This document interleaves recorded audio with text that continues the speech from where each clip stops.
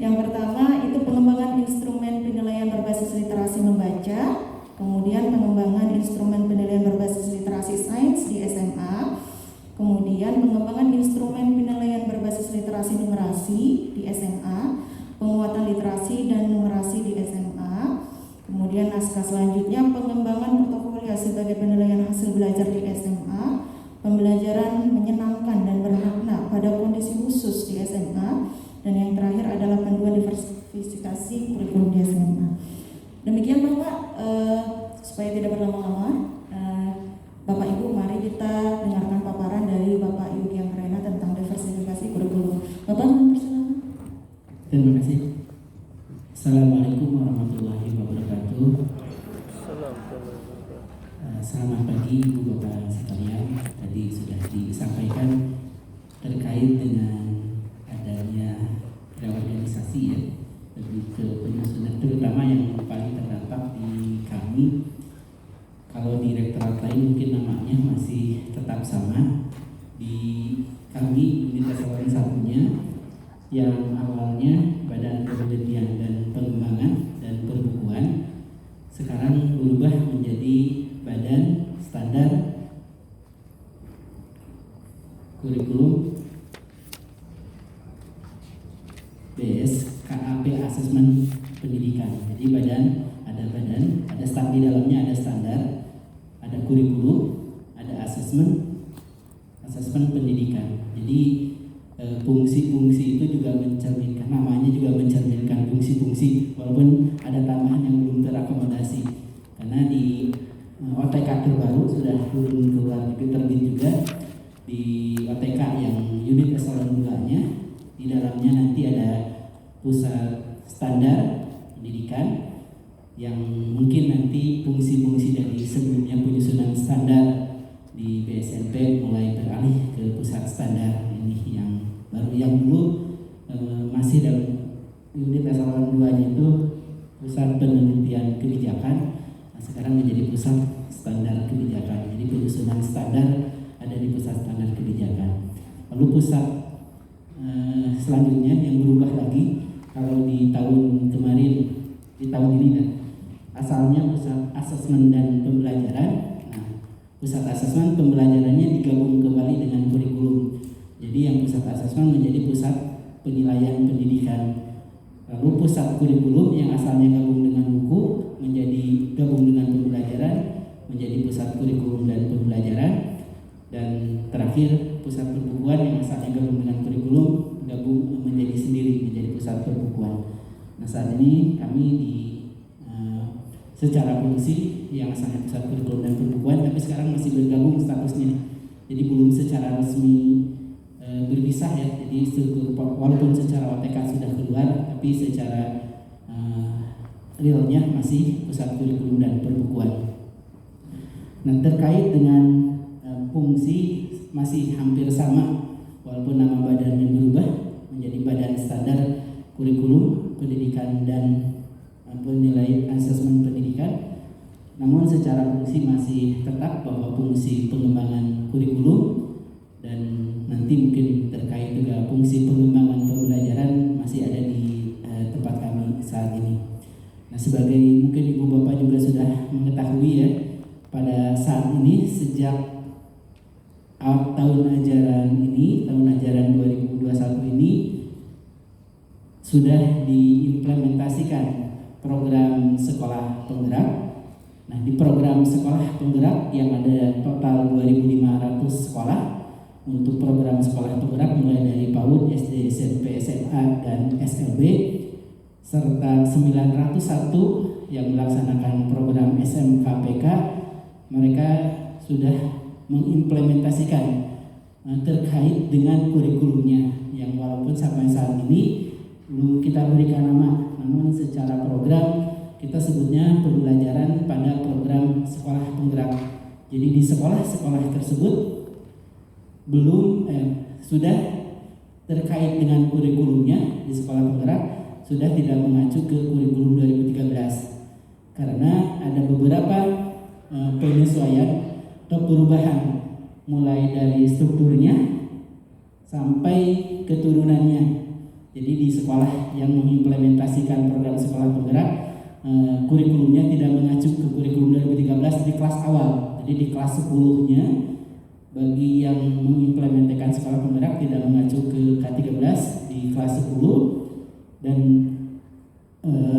sekolah lain yang selain sekolah penggerak masih tetap mengacu ke kurikulum 2013 di tahun ini.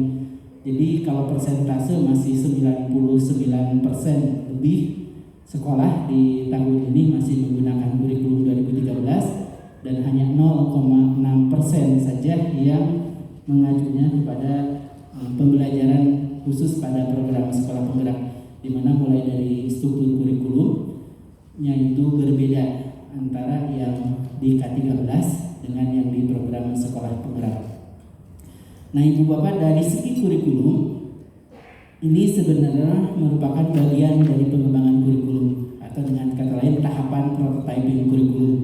Karena sebelum kebijakan pengembangan kurikulum itu di launching atau diterapkan secara nasional, maka dalam tahapannya perlu dilakukan prototyping atau uji coba terbatas untuk mengukur bagaimana konsep yang kami kembangkan itu bisa berjalan dengan baik. Sehingga dalam 1 tahun ini juga kami lagi mengumpulkan masukan dari berbagai pihak terkait desain konsep yang sudah kami susun dan diimplementasikan secara terbatas.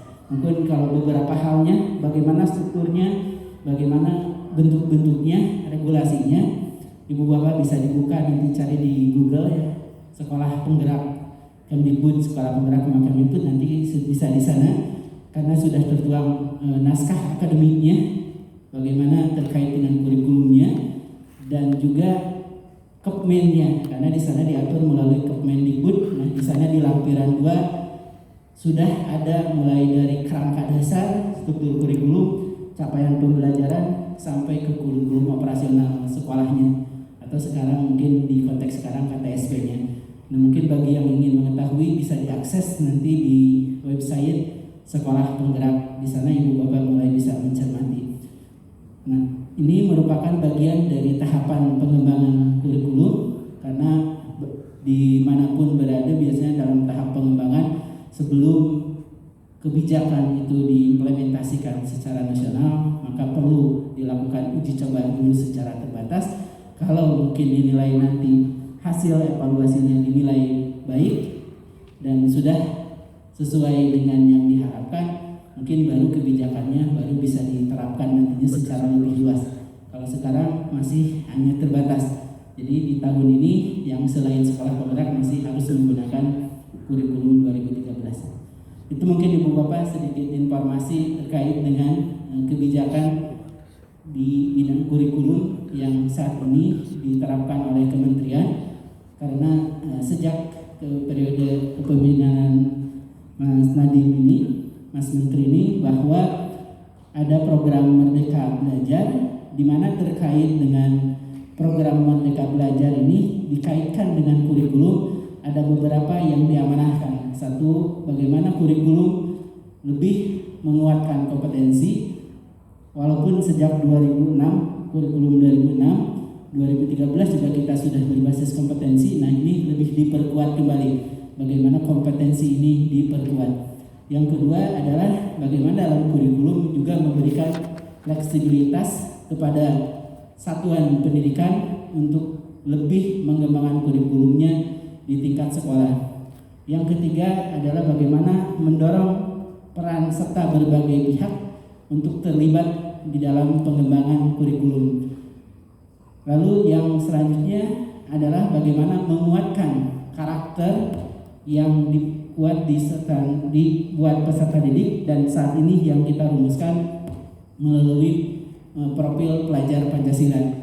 Yang selanjutnya di SMK adalah keterlibatan dunia kerja di dalam penyusunan kurikulum. Maka yang saat ini untuk di teman-teman SMK, perumusan capaian pembelajarannya termasuk nama mata pelajarannya itu untuk konsentrasi keahliannya yang sebelumnya ditetapkan oleh pusat.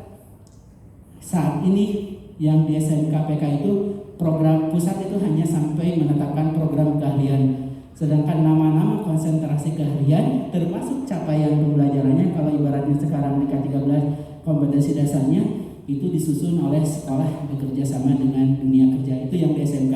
Jadi bagaimana penyusunan melibatkan dunia kerja agar selaras dengan kebutuhan dunia kerja. Itu yang lagi diupayakan dan saat ini baru diimplementasikan secara terbatas di sekolah penggerak dan untuk SMK di program SMKPK. Nah, Ibu Bapak, kembali ke konteks kurikulum, diversifikasi kurikulum di SMA, yang perlu kami sampaikan bahwa ini sudah diamanahkan sejak keluarnya Undang-Undang Sisdiknas di tahun 2003. Jadi penyusunan terkait dengan prinsip diversifikasi kurikulum di SMA ini sudah dituangkan di dalam Undang-Undang Sisdiknas ini di pasal 36 ayat 2, di mana ini secara eksplisit disebut kurikulum pada semua jenjang dan jenis pendidikan dikembangkan dengan prinsip diversifikasi sesuai dengan satuan pendidikan, potensi daerah, dan peserta didik. Ini yang sudah secara eksplisit dan sebenarnya ini pula yang lagi kita tekankan di program sekolah penggerak ini yang diimplementasikan terkait penguatan bagaimana satuan pendidikan untuk lebih mengembangkan kurikulum agar selaras dengan karakteristik daerah, karakteristik satuan pendidikan, dan karakteristik peserta didiknya. Nah, di dalam SNP ini juga diperkuat kembali, sebenarnya ini juga sama di PP sebelumnya ya, di PP 19 lalu ada revisi pertama PP 32 dan revisi kedua PP 13 tentang standar nasional pendidikan, dan yang terbaru adalah penggantian. Kalau sebelumnya revisi, sekarang penggantian. Jadi PP 19 sudah tidak berlaku dan saat ini yang berlaku adalah PP SNP nomor 57 tahun 2021. Ini yang menjadi acuan sekarang terkait standarnya. Nah, ini juga disebutkan bahwa pengembangan kurikulum satuan pendidikan dilakukan dengan prinsip diversifikasi sesuai dengan satuan pendidikan, potensi daerah, dan peserta didik.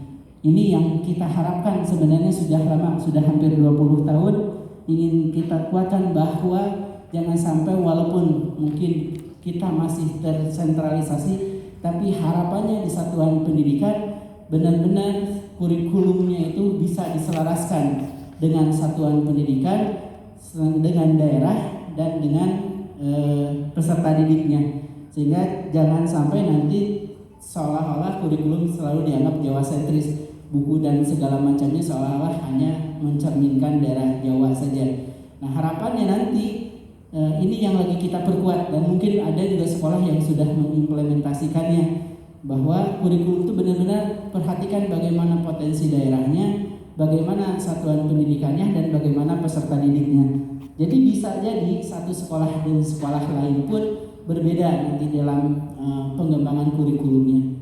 Nah, ini yang inisiasinya sebenarnya di program sekolah penggerak yang kita lakukan itu lagi membuka hal itu, makin memperkuat bagaimana peran satuan pendidikan, struktur pola pembelajaran antar satu sekolah dengan sekolah itu mungkin berbeda. Kalau sekarang mungkin struktur mata pelajarannya ngajarin jadwalnya pasti sama ya, polanya sama, dibuat per tahun, dibuat rata-rata per minggunya itu sama. Pas memetakan dari struktur pusat pasti ke dalam struktur sekolah menjadi sama. Nah, kalau yang sekarang ini diinisiasi di program sekolah penggerak